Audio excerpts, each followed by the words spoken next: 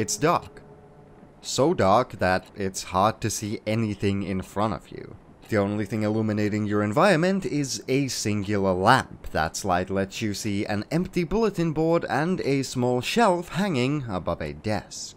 It is extremely quiet, with the only sounds you hear being the rain coming from outside and the constant ticking of a clock. This atmospheric scene is painted over by just a few simple words. Love, Sam. Continue, new game, options, quit, game by Korean Linguistics Lab. Love, Sam is an indie horror game released on May 31st, 2019 by Korean Linguistics Lab that, despite being quite short, has become my favorite horror game of all time. Did that tiny description pique your interest towards playing this game at all? If it did, by even a singular % and you are willing to play a horror game that includes the things that the content warning at the beginning of this video warned about, go play it right now and do not watch this video. I am dead serious. It's only €5 on Steam and takes roughly an hour and a half to 2 hours to beat. So if there's even a passing thought in your head that this is a game you could try, go play through the game yourself and then come back to this video. You got that? Good. I'm assuming if you're still here, that means you've either played through this game already, don't really care about getting spoiled, or don't want to play a horror game, in which case... Hello? I still don't think you're ready for what I'm going to talk to you about today. Today, I'm going to take you through a story, and my journey with a simple game called Love, Sam. We start a new game and get up from our assumed sleeping pose that worked as the moody title screen of the game. And already we learn that the player character's neck is all sorts of messed up, being able to look in that direction from that high up laying down. With our messed up neck, we turn around to flick the lights on. And there's a cute little heart underneath the light switch. We then get a quiet moment to explore and roam around the singular setting the entire game takes place in, this apartment.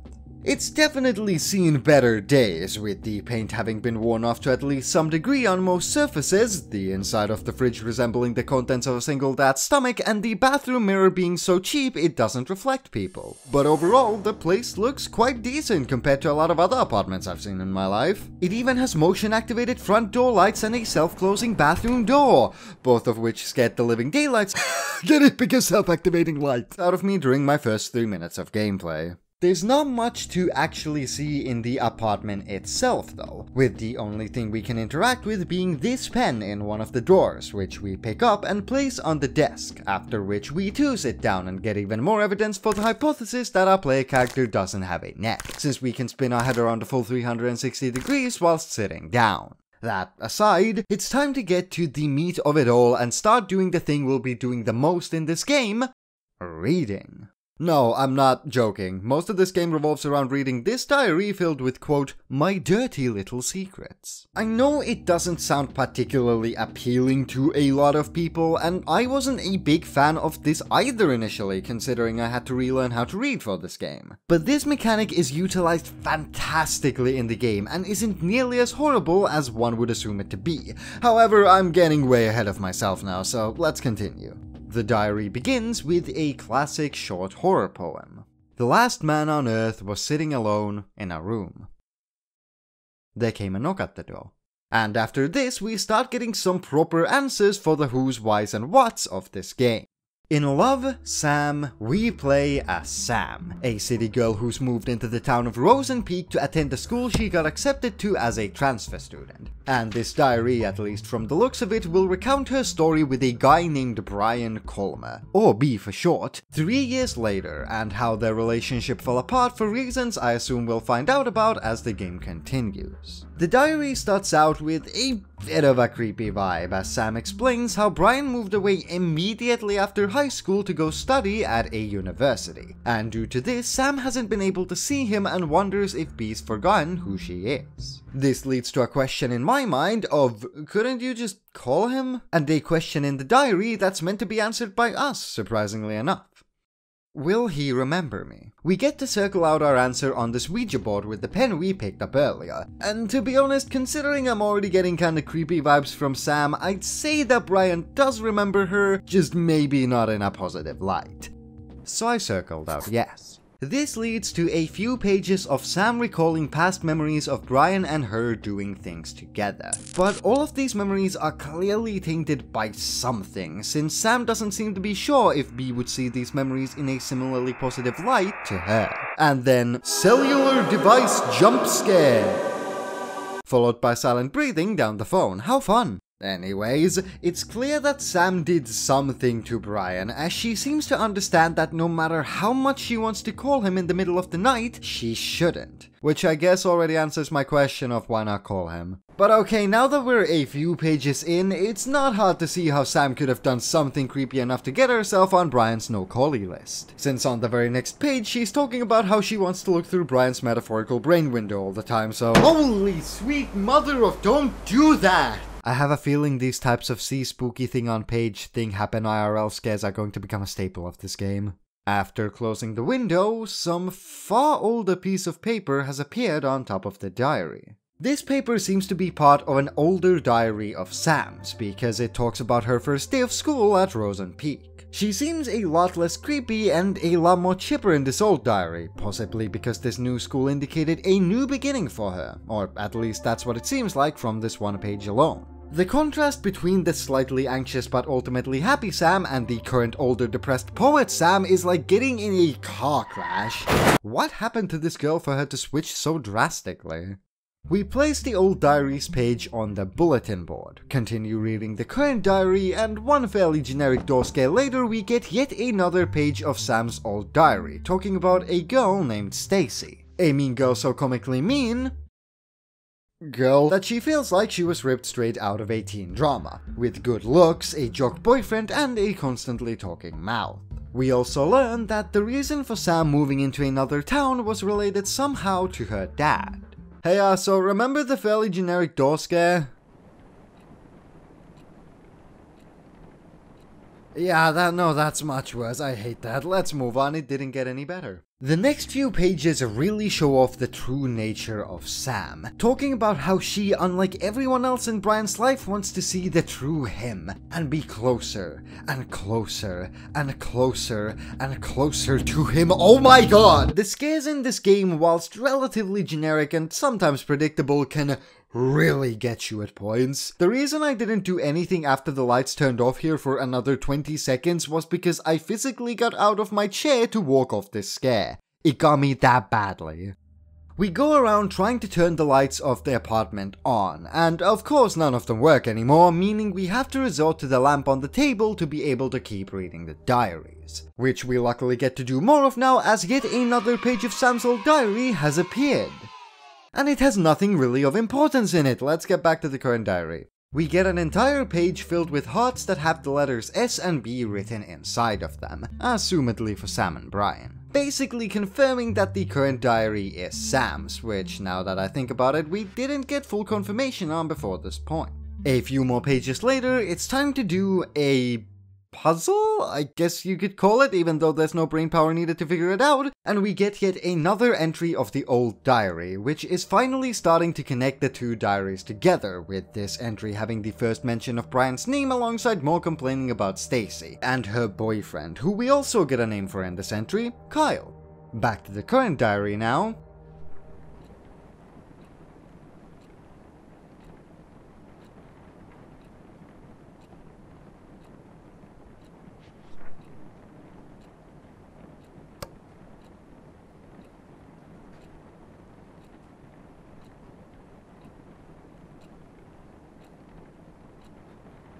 I'm going to shit myself. So there's a stick in the cupboard now, cool. After getting another page of the old diary furthering the assumedly soon-to-be relationship with Sam and Brian, with them seeing each other for the first time, we get to use the stick we found to acquire another page of the old diary from under the bed.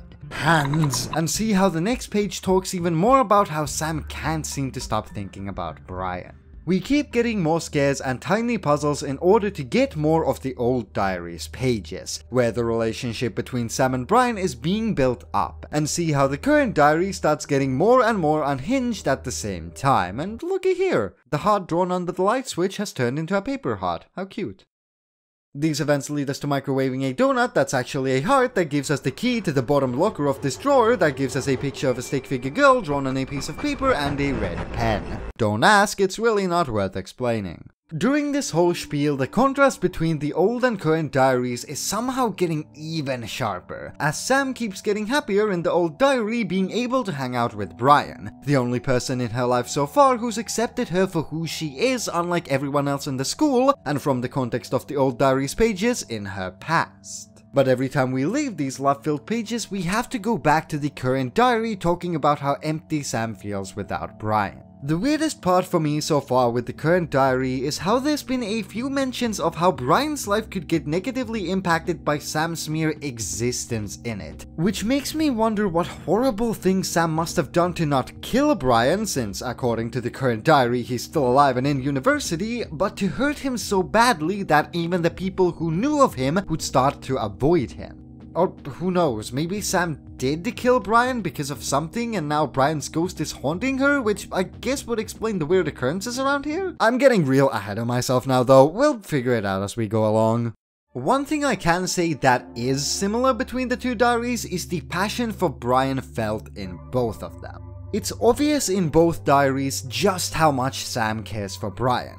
This passion just shows itself in slightly different ways. In the old diary, it's hopeful and wholesome, whilst in the current diary, it's very red, and oh look, the heart under the light switch has turned into one of those Sam and Brian hearts. In this next puzzle, activity, whatever, we have to, quote, finish what you started, by completing the unfinished Sam and Brian hearts.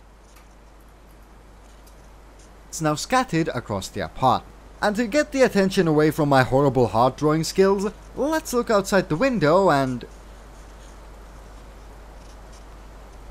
that wasn't there before.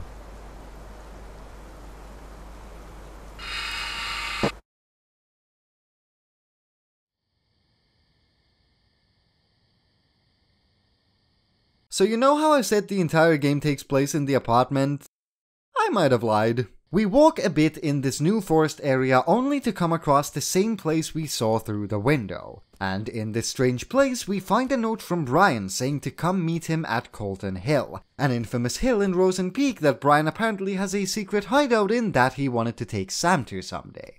Cue the second scare that got me to physically leave the chair I was sitting in.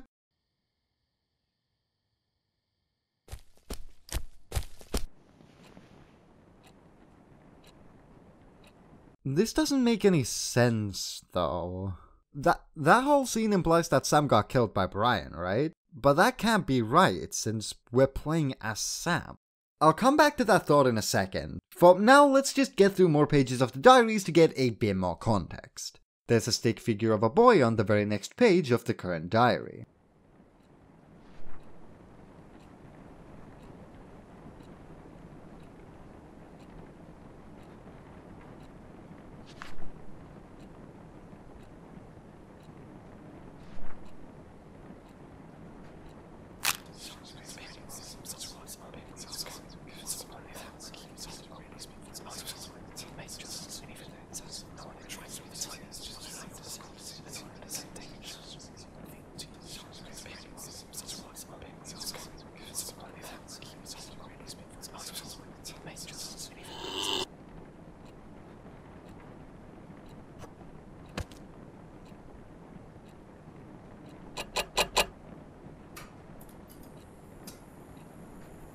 I don't know how well that conveyed on video, but that section was phenomenal. After this amazing moment, we get yet another page of the old diary that's finally starting to put the pieces together. Sam has, surprisingly enough, been invited to a party by Stacy for the victory of Brian's football team. It seems a bit odd to Sam, but she can't say no due to Brian being there. I'm starting to think I know where we're headed now. The next pages of the current diary talk about how Sam feels like the only way she could get Brian's attention now is if she threw herself off of Colton Hill. Clearly she's bitter about something to do with Brian, but can't help but still love him, as emphasized by the very next line. He can't just shake up my whole world and leave. Those are the final lines written on the page before we are made to open up the shaky clothes drawer that's now filled with syringes and a news article about the of Sam Holt. The girl of 17 who was found dead at Colton Hill likely ended her own life, police says. Interviews with school faculty members and its students led to the possibility that she threw herself off the cliff of Colton Hill after months of rejection from her peers. She was even publicly humiliated just before her disappearance. The fall did not kill Sam instantly. It is possible she gasped for air through her broken neck before dying. In Love, Sam, you play as Brian Colmer, going through the diaries of Sam Holt, a teenager who either killed herself or got killed by Brian because Brian was actually in on Sam's bullying this whole time. The actual reason for Sam's death is not clear. The ghost that you've been seeing from time to time is actually Sam, haunting you as you look through her old diaries trying to figure out what happened to her, or possibly because of guilt. But wait, no, hold on, that still doesn't make sense, because if that was the case, the current diary couldn't have possibly been written by Sam. Or maybe the current diary was written by Ghost Sam to finally show her feelings to Brian? It's all a bit too confusing to understand right now, but one thing's for sure. You are playing as Brian Colmer, and Sam Holt is dead. Directly after this news article, you get another page of the old diary, where Sam talks about possibly getting drugged at Stacy's party. But on the bright side, at least Brian was going to bring her to the secret Colton hideout soon.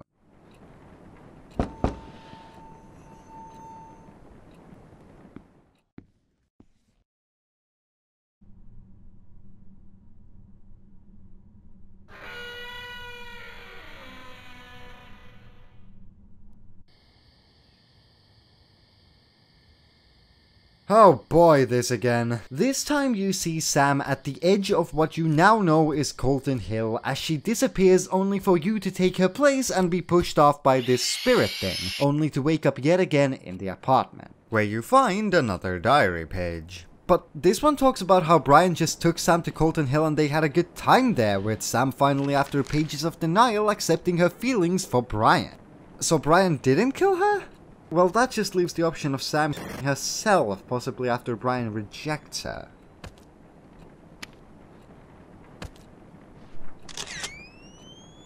Some camera flashes are heard in the bathroom.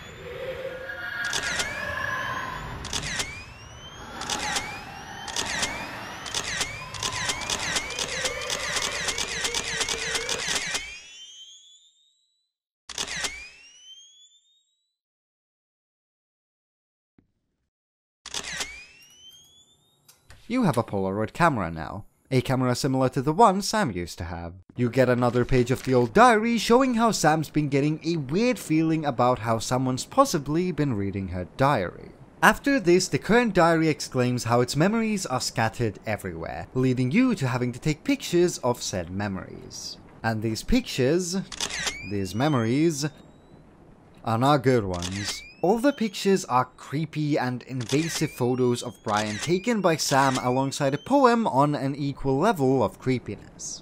I cherish your smile, I indulge in your gaze, they keep me so warm, like endless sun rays. Another page appears. This one does not help make the pictures you took any better, since the entire page is about Sam being jealous of Kyle constantly hanging out with Brian. After this, a bunch of seemingly nonsensical events happen, eventually leading you to a school bathroom. In this bathroom, you find a poster of the university Brian assumedly went to, and suddenly a scribble with kissable lips appears. Yeah, to break the tension for a moment, even if this thing is the first actual threat you've encountered so far, it looks dumb, I ain't gonna lie. You escape from this creature into the ducts of the bathroom, where you get to reenact a moment of who I assume to be Sam taking a picture of Brian in the men's bathroom through the ducts. You fall back into the apartment, which looks even worse than before now. There's a lot more trash around, the paint has worn off the walls even more, and the syringes from the clothes drawer have appeared on the floor and on the table, alongside another page. This one talks about the event that seems to have initiated a lot of anger felt in the current diary: Brian going to college. The entire page is just Sam explaining how she knows she shouldn't hold Brian back from going to college to be with her instead, but goddamn does it hurt. This gets elaborated on in the current diary, which now talks about how nothing changed between the two no matter how desperately Sam wanted things to change, because she knew she would be nothing but trouble. Nothing changed when my whole world burned.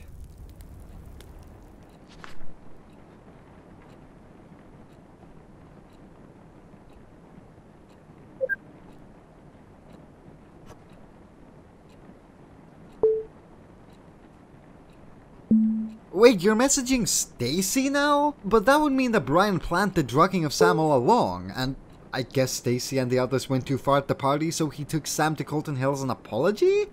Is that what's going on here? Things don't get any less confusing after the next old diary page, where Sam talks about how Kyle and Stacy have been fighting immensely recently and how it's somehow Sam's fault even though she doesn't understand why. Also, apparently the midnight calls mentioned at the beginning of the current diary weren't by Sam, because when Brian confronts her about this, she doesn't understand what's going on. But if Sam really didn't know anything about the midnight calls, it would only mean that the current diary, where the calls are talked about a good few times, isn't Sam's. So whose is it? It's because of her. The moment she came into our lives, what little I had started to crumble. A city girl just asking to become an outsider. That's all she was to me. But then I saw them talking at the library. No one would ever know what kind of emotions I was hit with at that moment. A change was happening, and I didn't like it at all. Stacy didn't like it either. Oh my god. I'll keep reading a bit further to confirm something. Naturally, Stacy took a peek into her diary one day. She took pictures of the entries and sent them to me. The diary had no special meaning to me until I read about how Brian took that on a fucking tour of the town. At that moment, I got tired of doing nothing. In Love, Sam, you play as Kyle, who loved Brian Colmer but never revealed his true feelings towards him due to this game taking place in the early 2000s when people were a lot more homophobic and cringe, so because of this Kyle kept his feelings down. But he couldn't help getting filled with an unbelievable amount of jealousy when Sam entered the picture, trying to take Brian away from him. So he created a plan. He worked with Stacy to get Sam drugged at the party and embarrass her in front of the whole school so she would know her place. But because Brian got in the way, he decided to do something much worse. He took creepy pictures of Brian and stuffed them within Sam's locker. He found out about Sam's awful dad, who someone, and started spreading the rumors. He wrote the SNB hots all around the school and prepared for impact.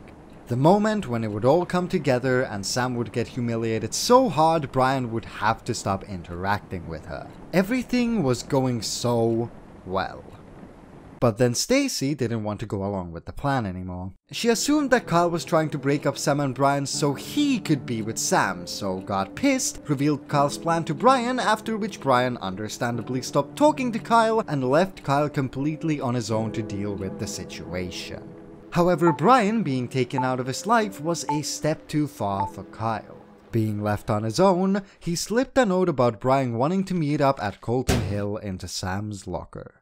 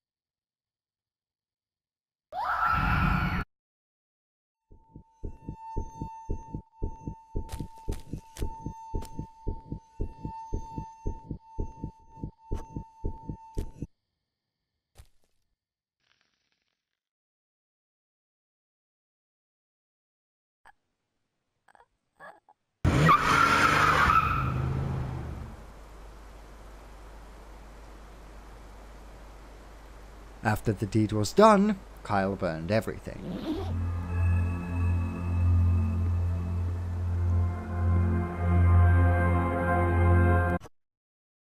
Kyle opens the closet door to get back to the apartment once again, with the place looking somehow even worse with even more needles and mess everywhere. He goes over to the current diary where it reads that he never intended to kill Sam. Maybe. Even he himself isn't sure at this point, and it doesn't really matter anymore since the deed is already done. Kyle left the school immediately after the incident, and just as expected, Brian left Rose and Peak immediately after high school to go study at a university. He was now truly alone. In his own head, he felt like the last man on Earth, sitting in his apartment running in circles knowing that he couldn't possibly fix what's been done. But then there was a knock at the door. He didn't know who or what was waiting for him behind that knocking, but he couldn't ignore it anymore like he had so many times before. He's tired and wants it all to end, so he decided it's finally time to answer the door. But one final question remains. What about this diary? The current diary? Kyle's diary? Should Kyle keep it so he can remain the victim of the situation in his own head, and so he can cope with the situation in the safest way he knows? Or should it be burned up so a new beginning can occur? The choice is up to you. So I chose yes by accident on my first playthrough and got the bad ending, but that doesn't matter, since I went back immediately and picked no. The book refuses to light on fire for a good while until the whole apartment bursts into flames. The knocking keeps getting louder, and Kyle sees a final flash of Sam as he starts crawling towards his front door, desperately trying to respond to the knocking so he can leave behind his status of the last man on Earth.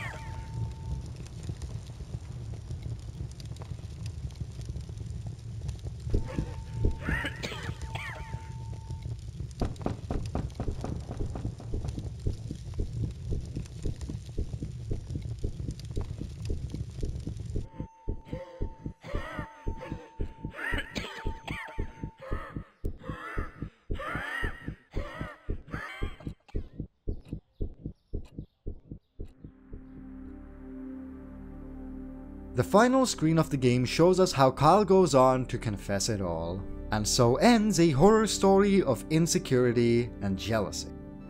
Love, Sam.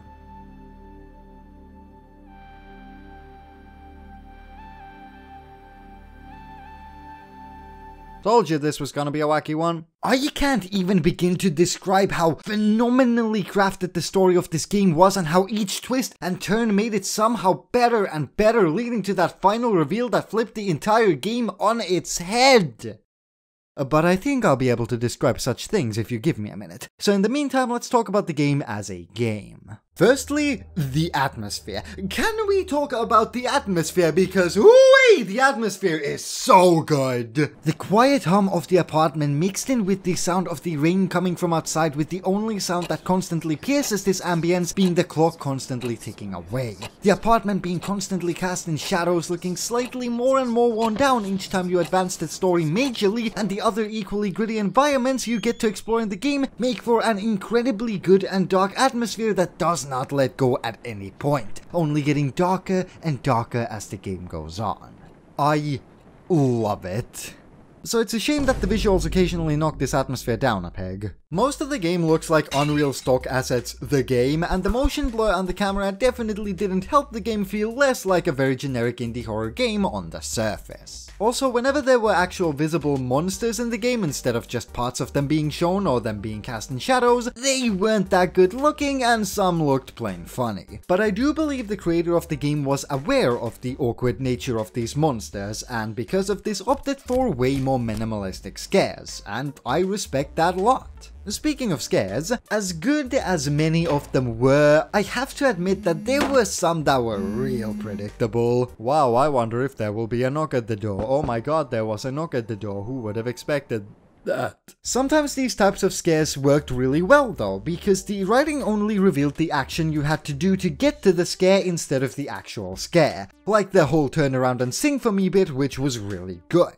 There were also some scares that didn't really feel like they made any sense in the context of the game, which was slightly disappointing since most of the scares in the game coincided with the actual story and had a bigger impact because of that. So when there were scares that just felt like they were there for the sake of being spooky, they didn't really hit as hard as they could have had they been integrated into the story and diaries more. Also, there was this one full-on nightmare section I forgot to mention that serves no purpose and could have easily been left out of the game that also didn't have as big of an impact on me as I think it could have had there been some more in-game context for why it's happening. But these types of scares were few and far in between, so this is not that big of a negative at the end of the day. Most of the scares were amazing. Gameplay-wise, there was a surprising amount of variety in the gameplay mechanics, with there being no repeating puzzles in the game, which I was expecting to happen for sure. Yeah, some of these puzzles can barely be considered gameplay, and some parts had an unnecessary timer on them that would give you a jump scare if you didn't complete the puzzle in time, which got real annoying real fast and made one of the only generic jump scares of the game that much less impactful. But overall, these puzzles created some fantastic moments in the game, like the taking pictures with the Polaroid bit and the hot microwave thing, which I still won't explain. But of course, the puzzles aren't the main thing you do in this game. The main content comes from reading the diaries, and somehow this game made reading in video games fun?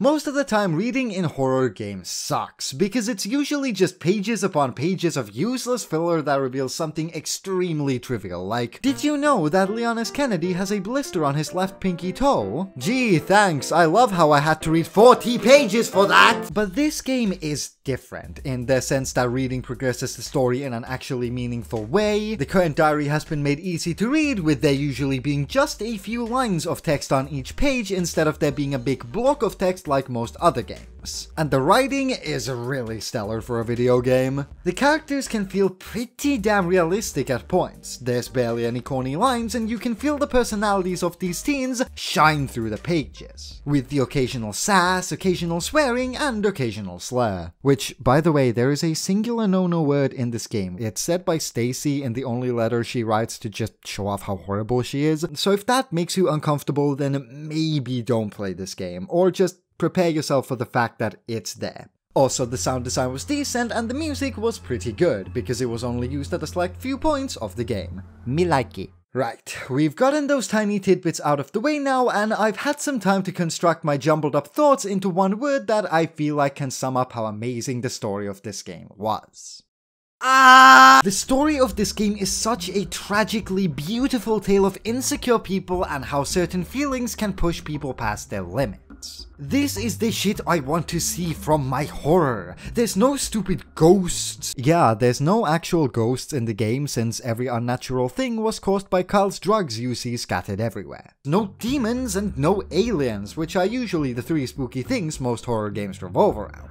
It's just a gruesome love story about people who didn't feel accepted into the world. There was no clear good or evil. Except Stacy, she's evil incarnate. The story happened in such a grey area that half the time you didn't know what to feel about anyone, and at the end of the story, you end up feeling bad for kinda everyone. You feel bad for Sam for just wanting to not be an outcast but ending up getting killed. You feel bad for Brian for losing a lot of people he cared about for no good reason, and you feel bad for Kyle for not feeling like he could ever be accepted into the world he was living in.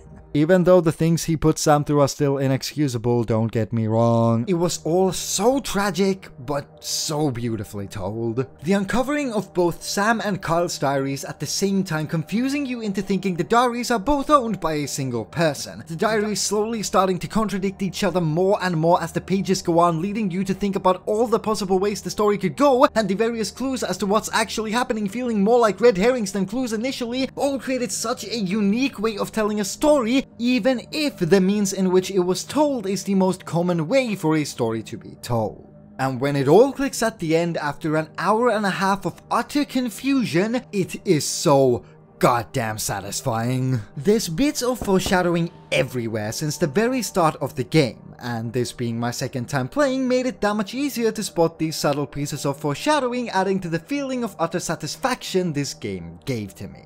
Oh yeah, I didn't mention that yet, did I? My first playthrough of this game that you've been seeing the footage of in this video is not the first time I experienced this game.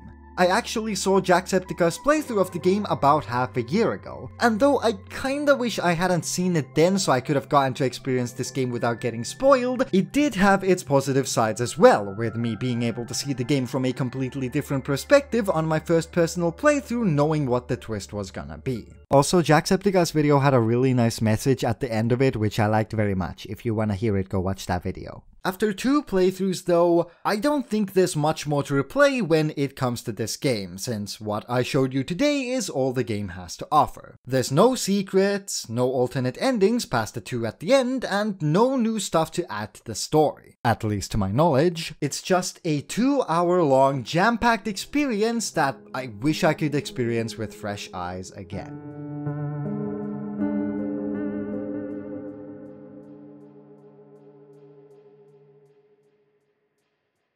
I feel like I've made my point now. If you'd like to support the creator of this game, I highly suggest you do it, since, like I mentioned at the beginning of this video, the game is only €5 and is still getting updated despite being 3 years old. There was an entire remastering that happened with the game recently, changing up some parts of the game that didn't work super well before, which is the version you saw me play today, and a few new language options were added just a few months ago for accessibility's sake. So if you'd like to re-experience the game for yourself with the knowledge you gained from this video today, see what the legacy version of this game is like, or just to support a small indie creator, I highly recommend you pick up this game for yourself. Love Sam is heavy, thought-provoking, emotional, and scary, all in one neatly wrapped 2-hour package of a game that I can only describe as a masterpiece of horror storytelling. Thank you for watching. Love, Superior. Nope, okay, it looked good on paper, but now that I'm saying it out loud, it sounds like shit. I'm not doing that. Okay, bye.